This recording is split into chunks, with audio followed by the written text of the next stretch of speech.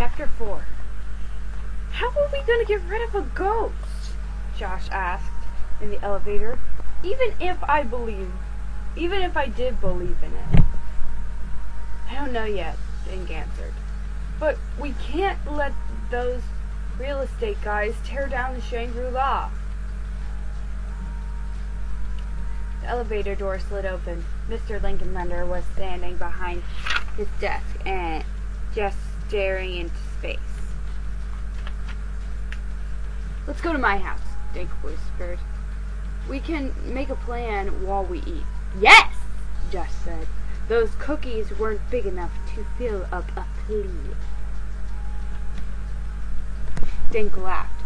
Not everyone has a stomach like the Grand Canyon Josh. They headed up Main Street, then followed Silver Circle around the school to Dink's house. Dink got out the peanut butter and bread. Josh found a bag of pretzels, and Ruth Rose poured milk for everyone. Make my sandwich extra fat, Josh ordered. I'm fainting from hunger. Dink pushed the peanut butter and bread towards Josh. I'm not your servant, Your Royal Highness. Josh grinned and began building his sandwich. Okay, Dink said, sitting at the table. How do we get rid of a ghost? First, you have to prove there is one, Josh said, taking a big bite of his sandwich. You still don't believe there's a ghost at the hotel? Ruth Rose asked. Josh swallowed and shook his head. Nope. He lined up 4 pretzels on the table. We talked to Livy, but she hadn't seen a ghost, Josh said. He picked up a pretzel and ate it. Then we asked Mr. Lincolnlander if he'd seen a ghost, but he hadn't. Josh ate another pretzel.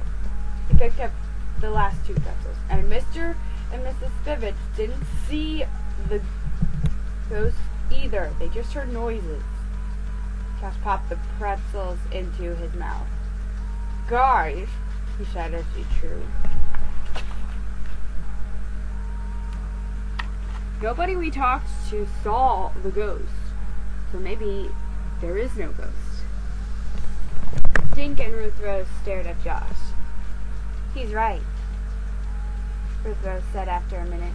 Everyone we talked to said someone else had seen the ghost. So what should we do? Dink asked. We have to see the ghost for ourselves, Ruth Rose said. Dink blinked. But how do we do that? He asked. Josh licked the peanut butter from his fingers. Well, we could start by finding someone who really did see the ghost. But everyone who saw it checked out of the hotel, Ruth Rose said. Dink swallowed the last of his sandwich. We have to talk to those people, he said. Maybe Mr. Lincolnlander will help us. Good idea, Ruth Rose said. Let's go back to the hotel. No dessert? Josh asked. Wipe off your milk mustache and come on, Dink said.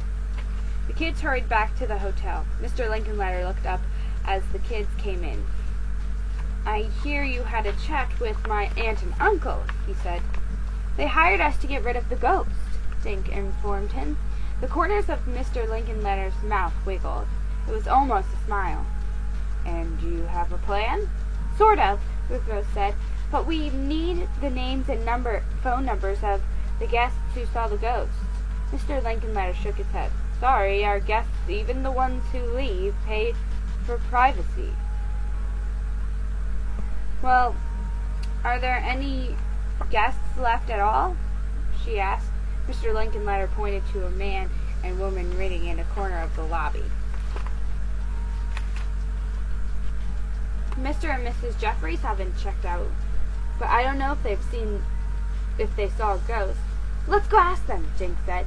He headed across the lobby. The man was wearing jeans, hiking boots, and a white sweater. The woman had black hair and wore a dark blue sweater and faded jeans. "Hi, Mr. and Mrs. Jeffers," Dink said. "My name is Dink. These are my friends, Josh and Ruth Rose. We're investigating the ghosts. Did you see it?" "Why do you want to know?" the man asked. "Because the hotel owners have hired us to get rid of it," Ruth Rose said. "If there really is a ghost," Josh muttered. "There is," Mrs. Jeffers said.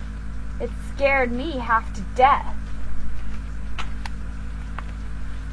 "So you saw it?" Dink asked. "We both did," Mr. Jeffers said, setting down his book. "Last night we played cards down here until about midnight. When we went up to our room, this thing appeared out of nowhere." Mrs. Jeffers shuddered. "The hallway seemed to grow cold," she said. "What did it look like?" Ruth Rose asked. Mr. Jeffers closed his eyes. The ghost kind of shimmered as she walked. She had wild-looking white hair and a long glowing robe. The black holes instead of eyes. Mrs. Jeffers added. "You said she," Ruth Rose said.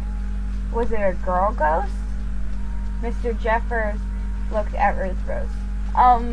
Well, I guess so. At least the robe looked like a woman's." "And you said the ghost walked," Dink said. "Did she have feet?" "Feet?" Mr. Jeffers said. "I'm not sure. We hurried right into our room." Just then Mr. Lincolnletter came over to the sofa. "Excuse me, Dink," he said. "My uncle is on the phone."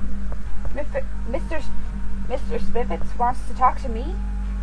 Dink said. Mr. Lincolnletter nodded. Dink followed him to the phone. "Hello?" Dink said. He listened for a few minutes, then hung up, and walked back to Josh and Ruth Rose. "You're not going to believe this," he said. "Don't tell me they saw the ghost," Josh said. "Nope. But now, we might," Dink said. "Mr. Spivets wants us to sleep in the hotel tonight." Ooh.